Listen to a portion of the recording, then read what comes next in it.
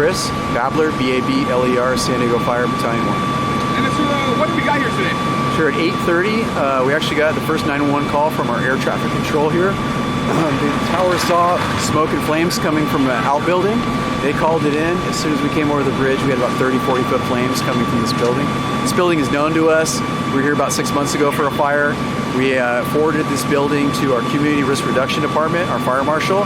They fenced it in, they boarded it up. We knew about this building. We knew that people seek shelter here for cold weather and rain. We also know that kids come here, play, vandalize the building, and that was well documented both by the San Diego Police Department and the Harbor PD.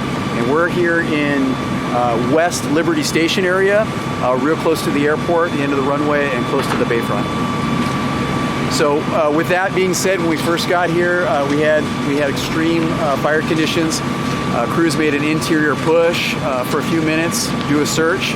They were pushed out by fire. We went defensive immediately. So we've been about an hour and a half in a defensive strategy. We're letting the building burn. Unfortunately, it's about a 6,000 square foot Spanish building, one story, that was formerly a rec center. So it was really popular, and it hasn't been occupied in quite some time. So besides the size, what issues have you had fighting the fire? Sure. So immediately we saw that both with the rain, the weight of the rain on the roof, the fire conditions, this building was starting to show signs of structural integrity collapse. Then we started getting collapses at the 30-minute mark, so we pulled everybody out. And that's what we see here. On the backside of this building, it's completely burnt out. It's collapsing. So we'll be here all night into tomorrow, and we've already made all the notifications to get cleanup crews and demolition crews in here.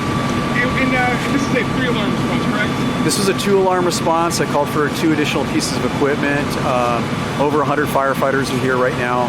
And because there was no exposures, there was no buildings around it, the water runoff, we're surrounded by grass. It made it really easy for us. The weather did change a little bit. We started getting wind and ember cast. We got the master streams up and we took care of those. So that's where we're sitting right now. Any reports of any injuries? Unfortunately, I don't have that information yet because we weren't able to search the entire building, and that's what I'm worried about right now. We were only able to search about 30% of the building.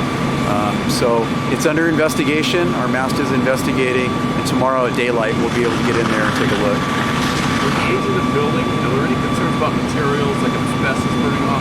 That's always one of our concerns. We did set up a fire decon to wash all of our equipment, and as far as air monitoring right now, it's not posing a risk. We've got good airflow and movement of the smoke for the neighboring residents that are north and northeast of the fire.